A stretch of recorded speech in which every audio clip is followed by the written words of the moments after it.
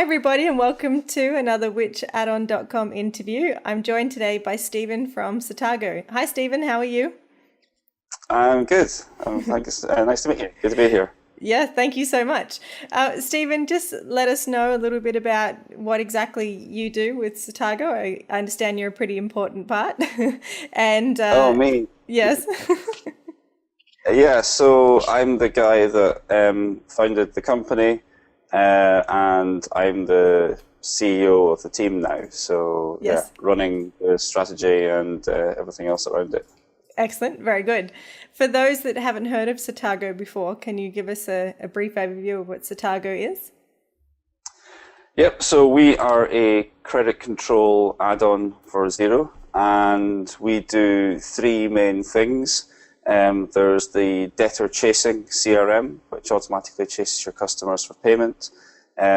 We provide credit risk data, and we integrate that into your Xero data, which allows you to see risk in an interesting way. Mm-hmm. And the last thing we do is advance payment on invoices. So if you have an invoice, you want to get paid early on it, we will forward you 85% of the money immediately. So invoice finance. Yes. Okay. Excellent. Now I understand that you've got all these the credit control and credit risk features to your program. Are they currently for UK customers only, or have you now got the ability to do it outside of the UK, or looking to? So the debtor chasing CRM part can be used anywhere. We've got users in Australia, New Zealand, Canada, America, and South Africa. Because that really is the email automation. As long as you have the correct time zone setting in your account, it will work wherever you are. Yes. The credit risk data and the invoice finance, we can only do in the UK just now. Because the credit risk data, we source that data from the credit risk agencies. Yes. We only currently have a deal in the UK. And the invoice finance, we're doing actual proper finance, so you can only really do that in one country at a time because you have to adapt everything for the legal situation of each country. So we do intend moving into other countries, and Australia probably is the most obvious one for us to go into next. Yes. But first of all, we need to kind of get things rolling a bit faster in the UK. Yes. Excellent. Now, I understand you were pretty young add-on. When was it that you actually became, well, a company in itself and an add-on to Xero, I guess? So I think we became an add-on in September 2014. We had been integrated with Xero for a wee while before that, and I think that's when we got partner status. We started building Satago at the beginning of 2013. Okay. Yes. Excellent. So did it stand alone prior to being connected to Xero and other accounting platforms, or was it only? So before that, I mean, with Xero, they have an API which is open, so anyone can build an integration, but the connection only lasts half an hour. Okay. Obviously, for a credit control product, you need to be permanently connected, so that's when you have to get the partner status connection. So that we got in about September 2014. It was just after I came down to Australia to go to XeroCon Sydney, actually, in 2014. Met the team, told them a bit about what we'd built, and the partner status came pretty shortly thereafter.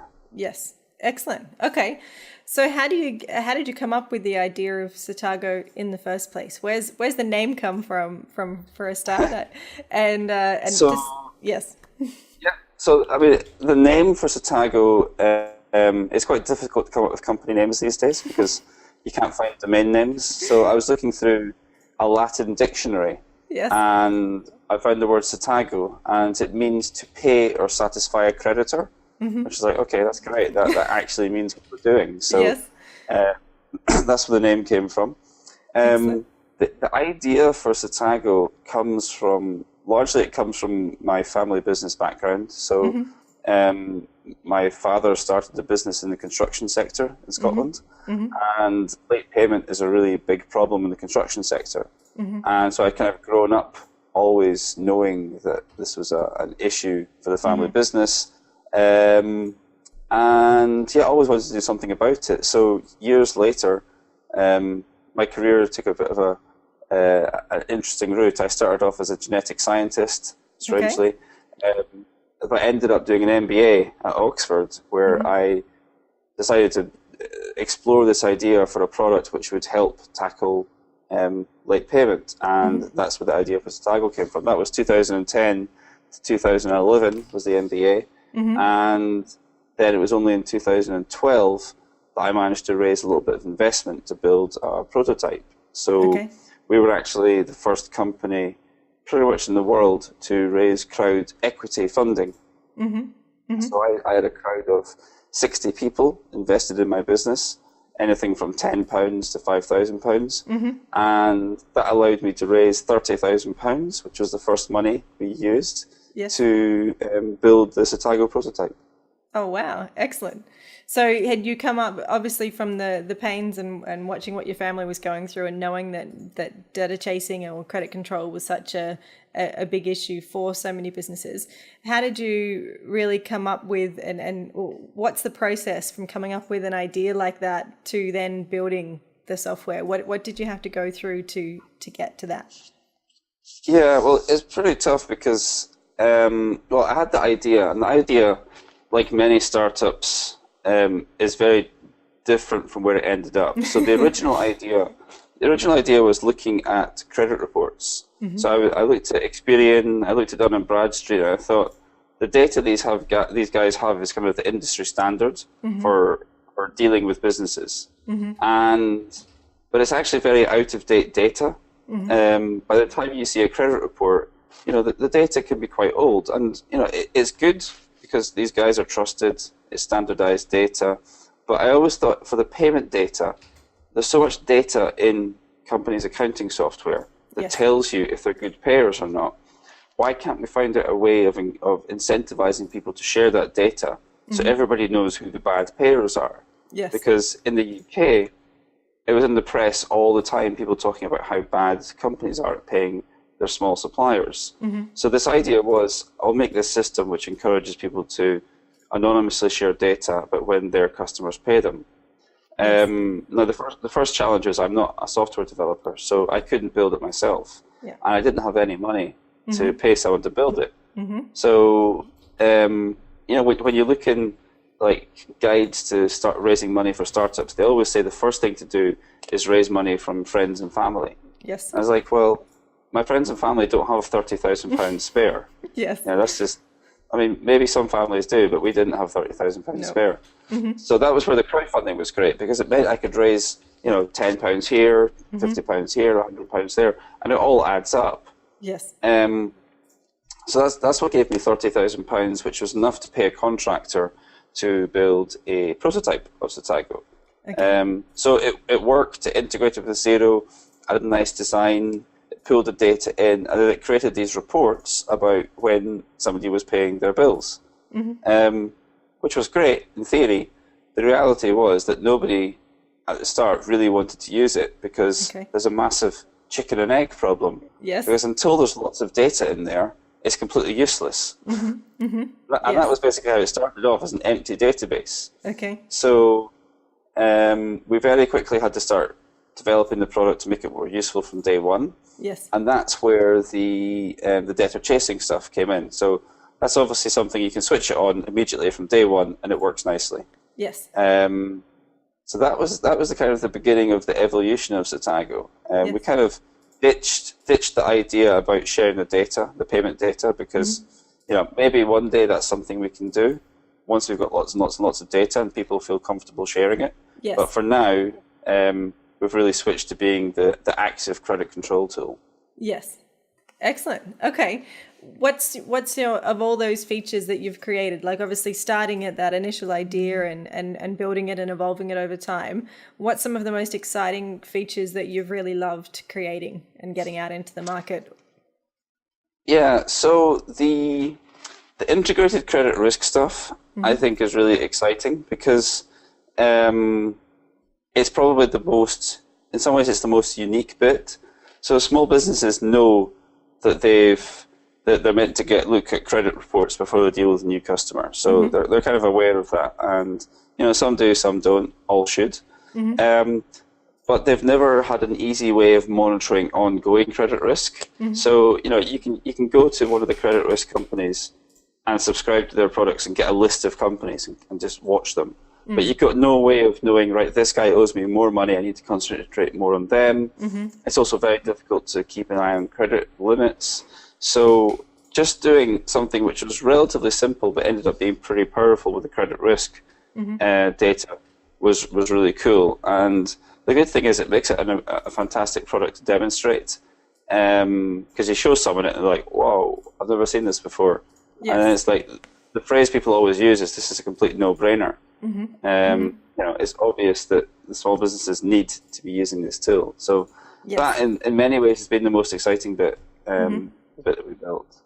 Well, I think there's a couple of things there. Number one, obviously, having that ability to drill down and look into the credit control.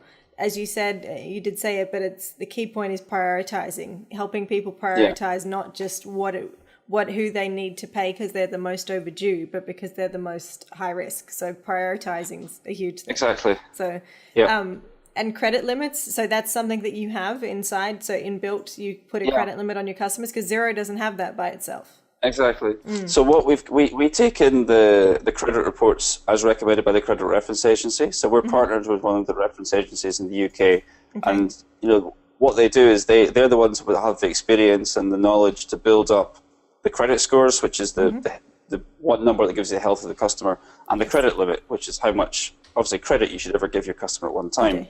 Now the challenge is that if you've got 100 customers and the amount you've got invoiced to them is changing on a daily basis, and the credit reports are changing frequently, you can't keep on top of that. So that's what we do is we obviously we know how much you owe your customer and we know your customer's credit limit, so we just combine the two and show you how much credit you've given them. And show it as a big red flag if you've got over the credit limit. So it's something really simple, but allows you to keep track of the credit limits now. And the most important thing is that credit limit is based on a credit reference agency. It's not just a number that you've come up with. Okay. Can you override it with the number you want to come up with by yourself? Not yet, no. We get asked for that quite a bit. And that obviously that one advantage would be that would allow us to people outside the UK to use it, but that's something that will probably come.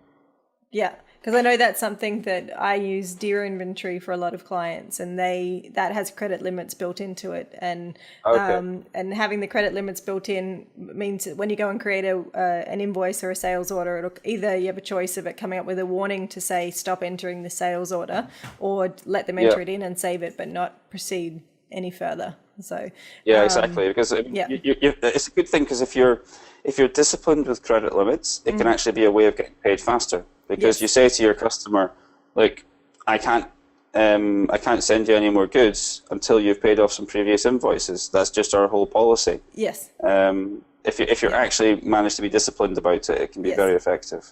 Well, I think a lot of small businesses here in Australia many of them don't even do the credit limits and do the credit checks in the first place. They'll just work on good faith and whether they pay their first bill and not even have a credit check in the first place. So does Satago help make that process itself easier, even or is it only for the UK customers, in terms of just stepping someone through the basics of what they should do to get a credit check on someone? Again, it's only the UK, but we try to make it as simple as possible. So you can easily check a new customer in Satago. So what we've done, which is very unique, is we give a certain amount of data for free. So we give the very top level data. So just the kind of the credit score group that they're in. So like low risk, very low risk, medium risk, the credit limit, and we give the days beyond terms data. So we have data about when they pay other suppliers, but based on what the Credit Reference Agency says. We give that data away for free. So, if they've got a good credit score, then, they're okay. You can proceed with them. If they've got a medium to bad credit score, that's when it's worth buying a full credit report through us, so you can find out why. So it could be that they've had some legal action recently. It could be that their accounts are not looking very good. It's worth knowing why they've got a bad credit score. So we make it very simple to get the basic stuff. And then, of course, once they're a customer, we make it very simple to monitor that data ongoing. Yes. Yeah. I think that's when you think of it, really, the trade references and things that we would do over here in order to do a credit check on someone. You know, your system for UK customers, obviously just now, but your system makes it foolproof that the information is actually coming through a reference agency, and it's not just the name and telephone number of, you know, their best buddy down the road who's also their supplier, Yeah, exactly. or their customer. So yeah, it's much more of a solid reference as to how that could actually pan out. So yeah, exactly. yes, excellent. Okay, all right. So tell me a little bit more about the development stage. So you've created this prototype, and then how do you get a prototype from the stage that it was then, which I think, did you say it was back in 2012? Beginning of 2013, really. Yes. So I think we had our first version that we could actually test maybe September 2013. Yes. Oh, wow. Okay. And then so it's then over the next year is really when you're starting to build the product and have it and start testing it in the market. How did that whole process pan out? So let's see.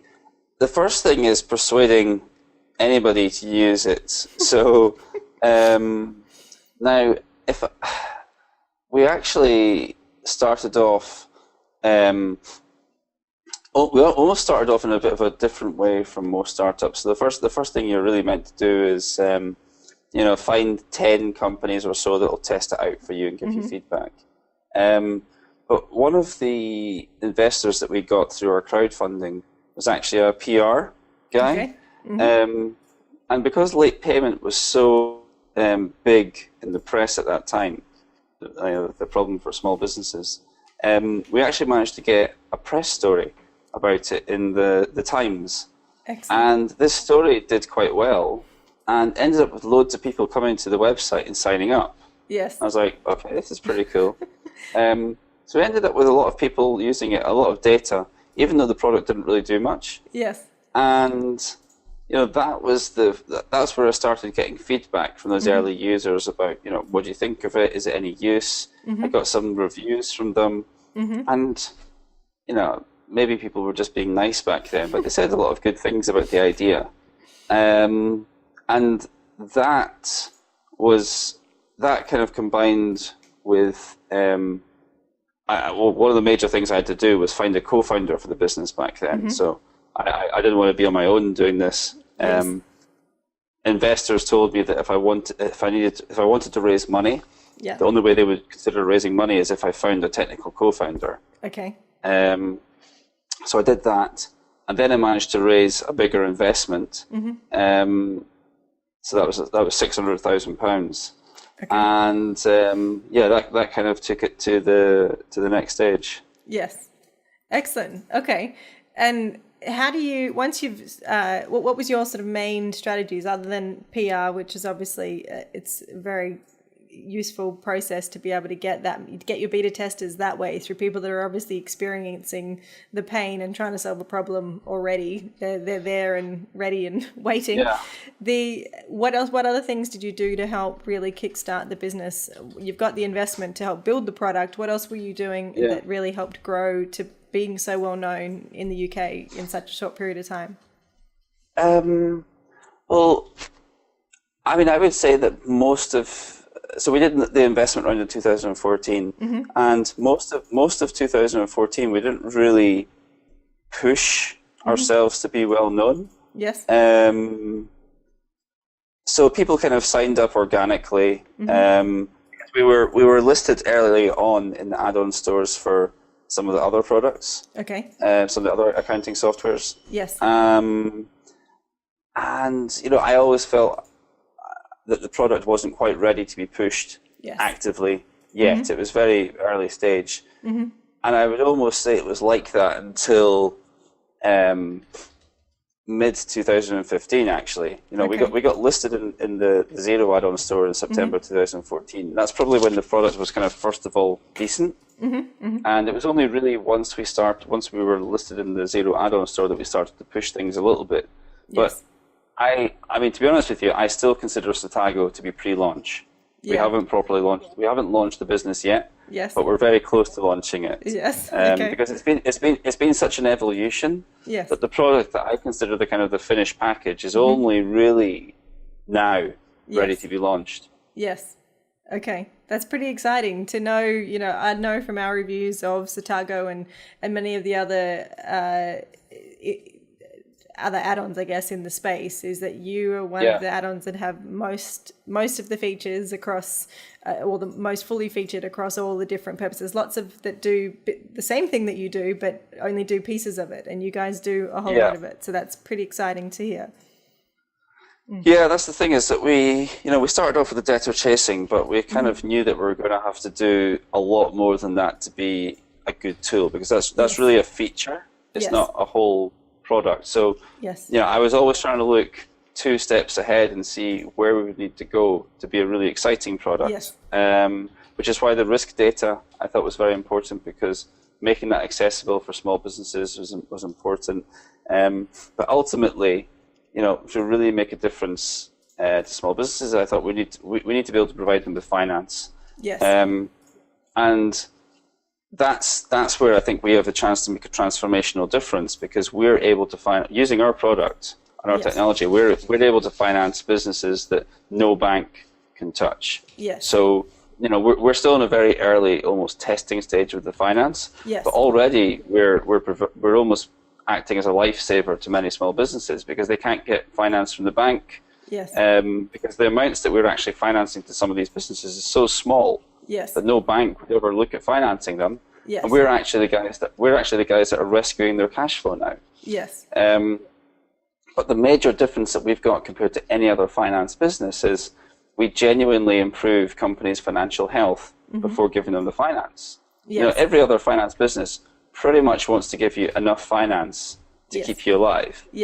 Right? And to give you business. Whereas we've had people sign up to us for finance, switch on the software, and Satago has improved their cash flow so much that they don't need finance anymore. Which is, it's great, because I mean, obviously we don't make money from them, that customer, but that's fine, because they're now on our platform. If they do want the finance in the future, they're obviously going to use us.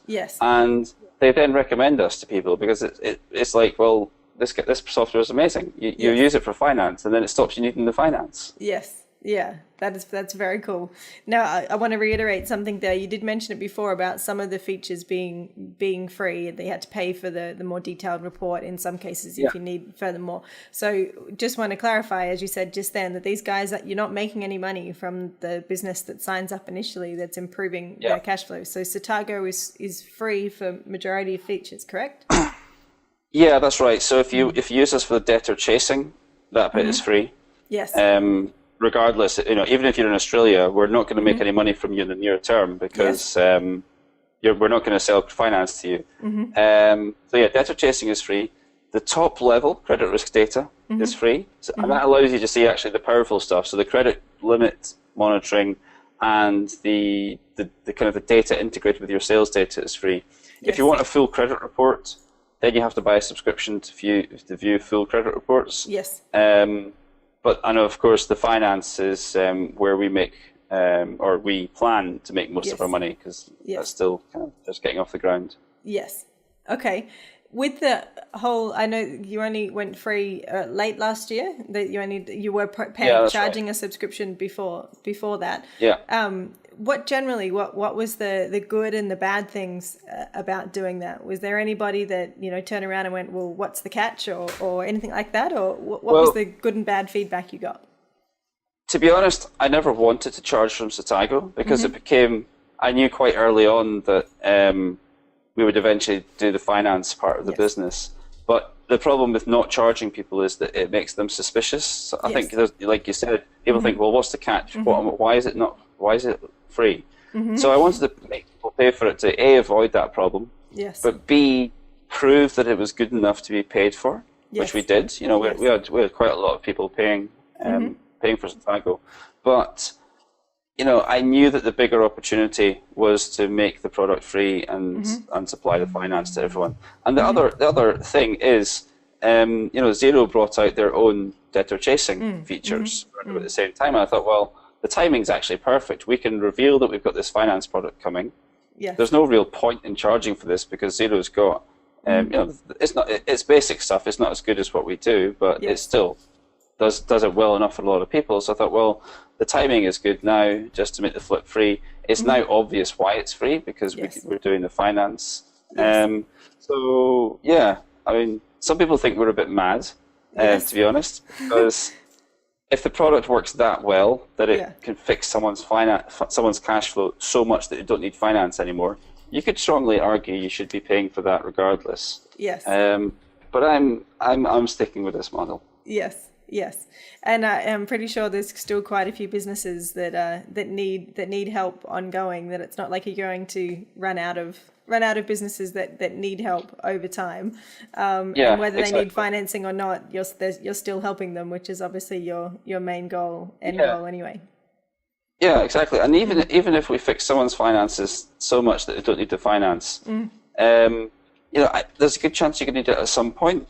But when you do need it, you're a healthier company, so you're actually a better company to give money to give finance to. So, you know, I would rather, as a finance business, I would rather provide finance to companies that are healthy than companies that are struggling. And we make our customers healthy. That's the main point. Yeah, that's very cool. That's very cool. Okay, what other? You've mentioned integrating to a few other accounting platforms other than Xero. Just for people that are interested or using other solutions as well for their clients, what other solutions do you integrate with? So the other main one is that everyone would know is QuickBooks Online. We also integrate with a bunch which are more familiar to the UK audience, I think. So there is Cashflow, which I think is only UK. Sage 1. Which is mostly UK, Free Agent, which is I think mostly UK, so that's mostly used by freelancers. And the other one is FreshBooks, which I think is used internationally and mostly used by freelancers as well. We actually do integrate with desktop software as well. So you know, there's still a lot of people using old school desktops. It's not even old school because even the software gets updated all the time. But we do integrate with desktop software, and actually our biggest users are desktop software users. But in terms of number, most of our users are the vast majority of our users are cloud accounting. Right. Okay. From a desktop point of view, is Sage the main one that your clients connect to? Yeah, so Sage 50 is the most common one. And there's a few other, I mean, we've got QuickBooks Professional, which is the desktop version. We've got Microsoft Navision, I think, and a couple of others. So they tend to be older, more mature businesses. Quite a bit bigger than the average business using Xero. Yes. And is the free features, is that available to everybody that's desktop and cloud, or just to cloud users? No, just the cloud users, because the cloud users, you know, we can onboard people and not notice, doesn't take any effort from us. The desktop is a lot more difficult. It really makes you appreciate cloud accounting software, cloud software, because the desktop stuff, you know, we have to remote support into someone's computer to install the software. If there's a problem with a firewall, or somebody switches their computer off, or they update a file, it stops working, and we have to support them. And we spend more time supporting our handful of desktop users than we do for all the cloud accounting users. Wow. Go the servers away. I wish everybody was using cloud software, but reality is the guys that are doing like turnover 25 million, they're probably using some big desktop server-based package. And there's not enough cloud packages that really go that do everything that needs to be done to that extent, I think, these days too. Not at that level. I mean, there's a couple of packages I think that get used at that level, and we've been asked to integrate with them, but you know, we haven't made the effort yet. Yes, excellent. Okay, I think one of the main things that I see happen with add-ons over the years, and as they grow, the growing pains they get are really around training and support and being able to develop the product. You've got to develop the product, you've got to market the product, and you have to train and support the existing customers. How do you balance that across your business? Yeah, it's not definitely not easy. I mean, we've not really done any marketing yet. We go to kind of conferences that are targeting accountants. Yes. So we work a lot with the accountants just now. And we try to train the accountants on how to use Satago, train them on how to onboard their clients. But reality is you can have somebody using your product for a year. Yes. And then they just happen to never look at one part of it, and then you show them, and it's like, wow. Yes. I wish I'd seen this a year ago. And it's like, it's I guess it's difficult to make it easy to learn sometimes. Yes. So we do webinars with the accountants. We do webinars for accountants' clients, and that sort of thing. We put a big emphasis on customer support. So we try to be really fast, really proactive. Even though most of the time we're supporting people that aren't paying us, yes, we still put a lot of effort into that. So we've got in-app chat in the product, so people can leave us messages. We've got like tutorials, so you click on a tutorial button and a light box pops up and takes you around the product and shows you what to click and stuff like that. So the main thing is to make it easy to use is user experience. So Satago is relatively simple to use. You can just switch it on and it will run and do the chasing, but it's quite powerful under the hood, so you've got a lot of control if you need to.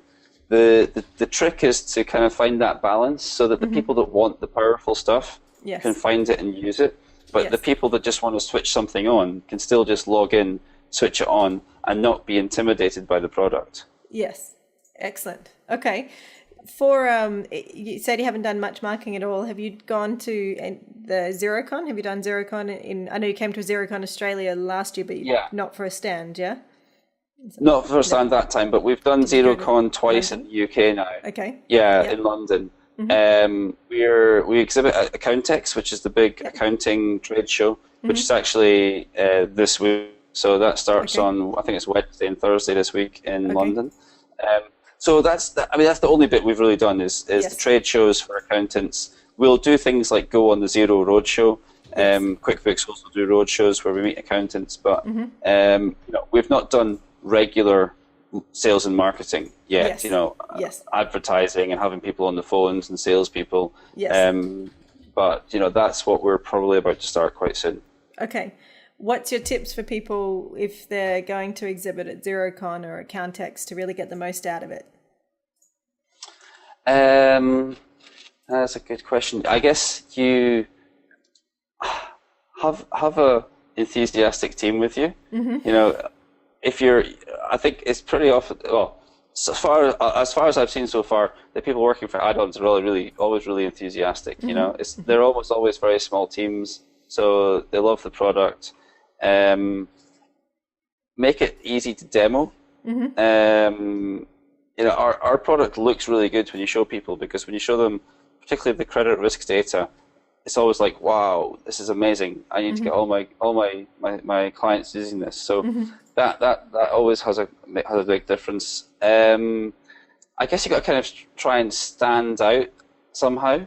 I don't know if it's important or not, but we always we try to have something interesting for the goodies that we give away. Yes. So at XeroCon last time, you get sent these brochures that have all these pens and squeezy toys and stuff, and you look at them like, they're all the same. Yes. So what we did was we looked at our user base and thought, do any of our users have something we would want to give away? Yes. And one of our users is a sauce company called the Foraging Fox that sells sauce made from beetroot.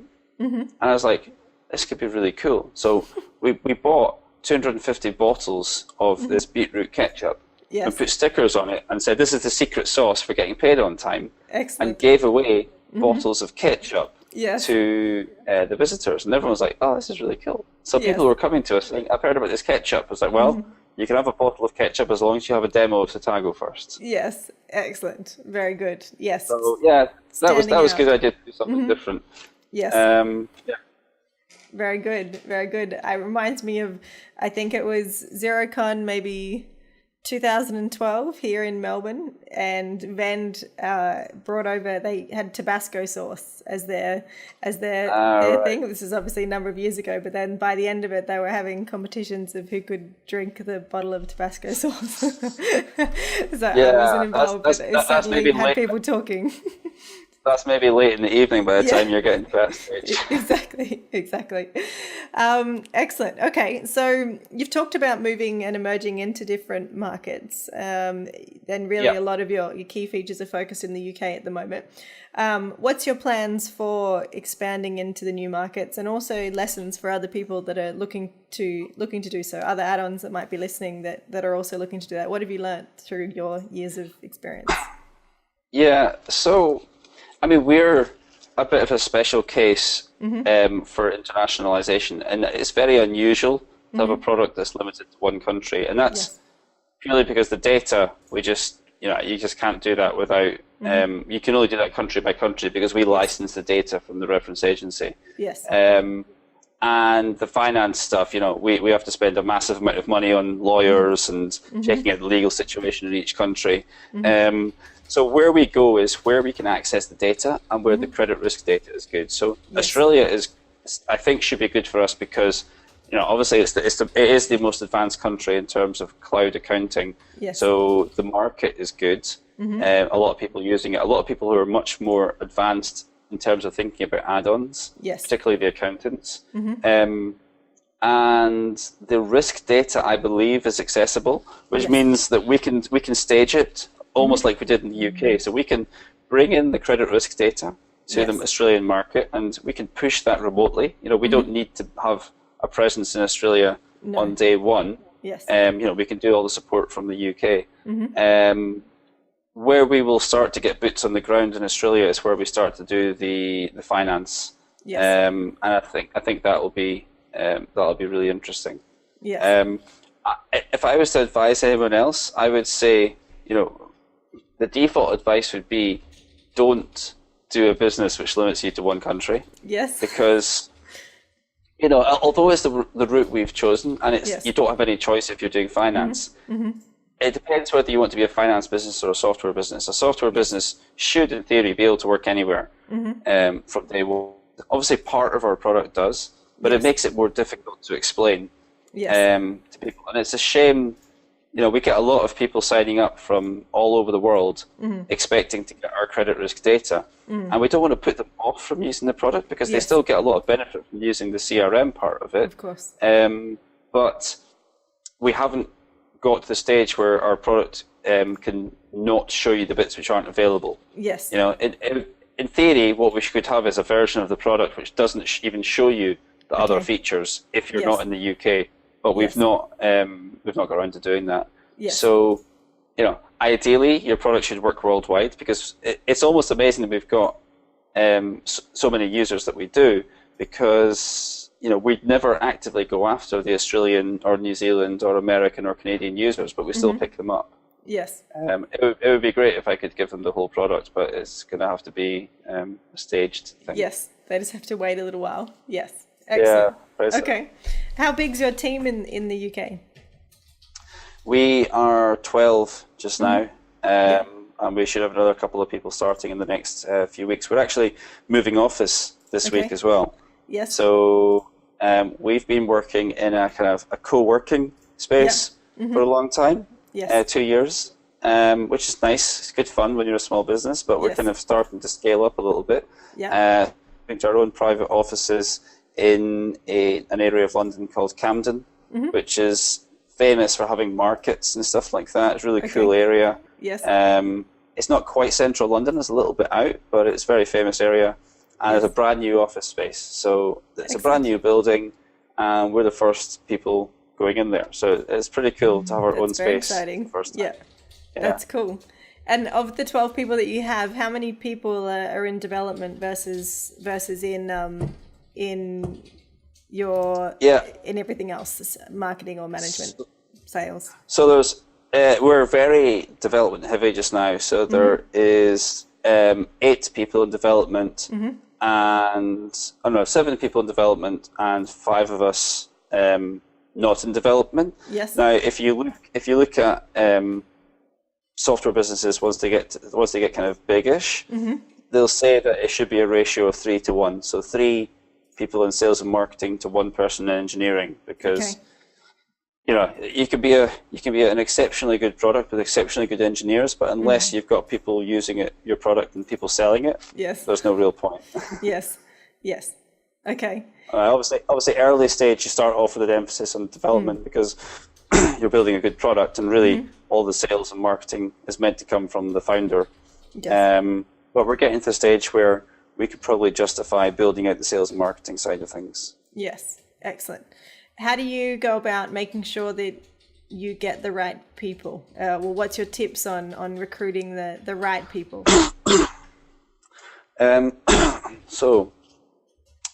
Well, I don't think we've got any kind of special sauce for the recruitment side of things.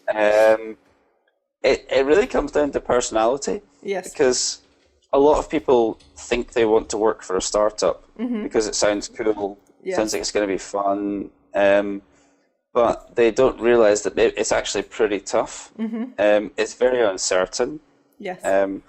If you work for a big company, it can maybe be a bit boring, but the company's, for sure that it's making money and stuff like that. It's stable. Whereas a small business, you don't really know what's going to happen. So you've got to make sure that they believe in the idea that you're working towards. So they're working for more than just the pay packet. Yes.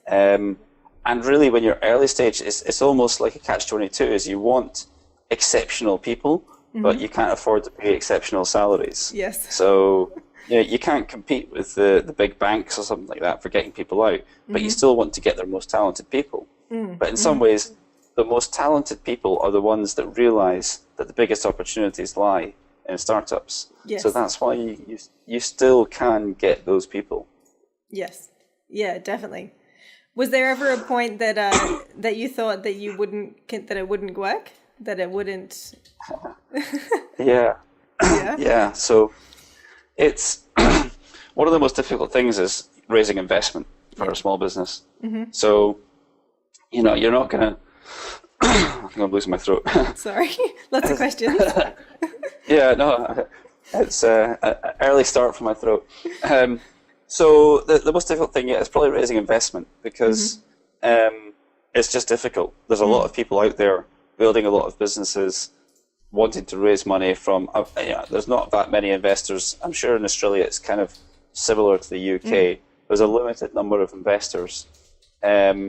Now in the UK, the tax breaks are very good. Okay. For early stage investors. So our first round was quite easy to get, partly because of the tax breaks. What's not so easy is once you get to the next stage, also because we're a finance business now, the tax breaks are not available anymore. So you're trying to raise a few million instead of a few 100,000. Yes. And it becomes a lot more difficult. And you speak to people and you hear them say, "Oh, it'll take 6 months to raise money." You think, 6 months? How can it possibly take that long? And then, it does. It takes that long. To find the right investors can take a long, long, long time. Yes. But I've never thought Satago wouldn't work. Yes. It's such a good combination of product that I've always had a kind of unrelenting belief that it'll work, which I think as the founder you've got to have this unshakable belief that your product is going to work. Yes. You make sure that you listen to people, you take advice and you take feedback, but ultimately you're the guy that's got to believe it's going to work against all possible odds. Yes.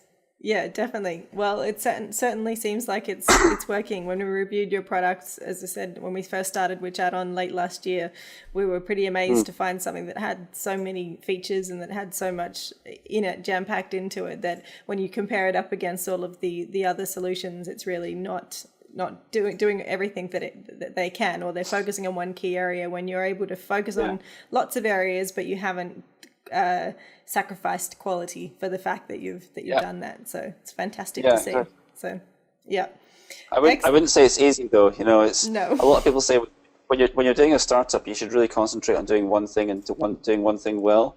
Yes. We decided to ignore that and do three Exactly. things. You ignored a lot of the normal advice, I think.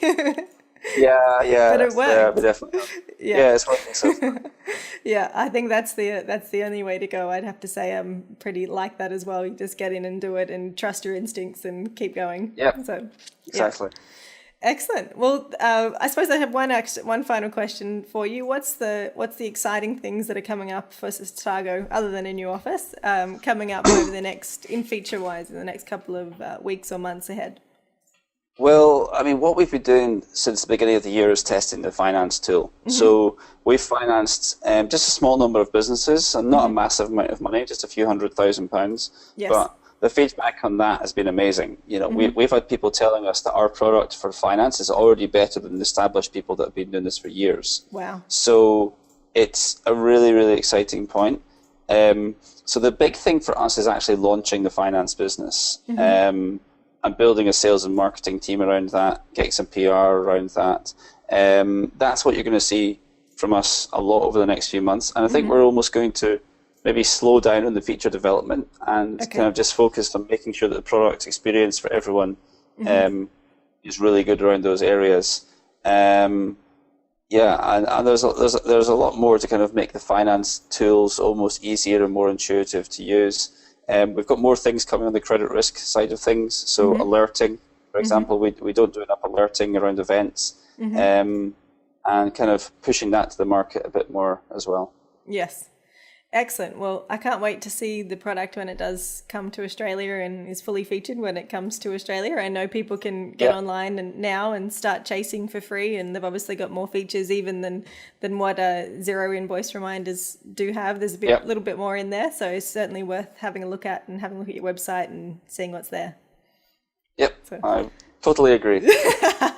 Excellent. All right. Thank you so much for your time, Steven. You have a fantastic day, and we'll talk to you soon. Thank you. Thanks, Jeri. Bye now.